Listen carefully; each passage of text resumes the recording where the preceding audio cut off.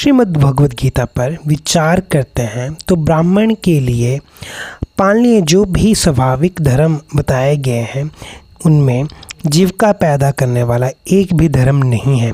क्षत्रिय के लिए 7 स्वाभाविक धर्म बताए हैं, उन्हीं में युद्ध करना और शासन करना, ये 2 धर्म कुछ जीविका पैदा करने वाले हैं।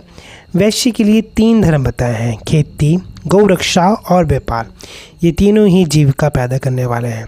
और शूद्र के लिए एक सेवा ही धर्म बताया है जिसमें पैदा होती है। शूद्र के लिए खान पान, जीवन निर्वाह आदि में भी बहुत छूट दी गई है। भगवान ने स्वे स्वे कर्मण्यभिरत्य संसिद्धं लभ्यते नरः पदों से कितनी विचित्र बात बताई है कि शम दम आदि 9 धर्मों के पालन से ब्राह्मणों का जो कल्याण होता है वही कल्याण शौर्य, तेज आदि 7 धर्मों के पालन से क्षत्रिय का होता है। वही कल्याण खेती, गौरक्षा और व्यापार के पालन से वैश्य का होता है और वही कल्याण केवल सेवा करने से शूद्र का हो जाता है। आगे भगवान ने एक विलक्षण बात बताई है कि ब्राह्मण, क्षत्रिय, वैश्य और शूद्र अपने अपने वर्णोचित कर्मों के द्वारा उस परमात्मा का पूजन करके परम सिद्धि को प्राप्त हो जाते हैं। वास्तव में कल्याण वर्णोचित कर्मों से नहीं होता, प्रत्युत निष्काम भावपूर्वक पूजन से ही होता है।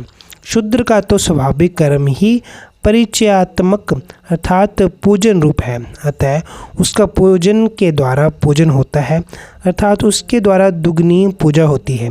इसीलिए उसका कल्याण जितनी जल्दी होगा उतनी जल्दी ब्राह्मण आदि का नहीं होगा। शास्त्रकारों ने उद्धार करने में छोटे को ज़्यादा प्यार दिया है, क्योंकि छोटा प्यार का पात्र होता है और बड़ा अधिकार का पात्र होता है।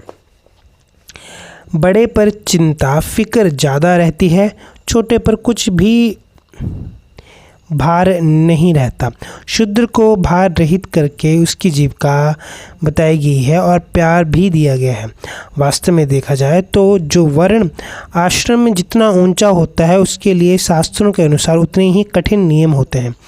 उन नियमों का संगोपांग पालन करने में कठिनता अधिक मालूम देती है, परंतु जो वर्ण आश्रम में नीचा होता है उसका कल्याण सुगमता से हो जाता है।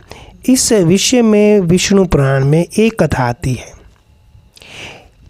हरे कृष्ण जय हो, हरे कृष्ण हरे राम हरे कृष्ण।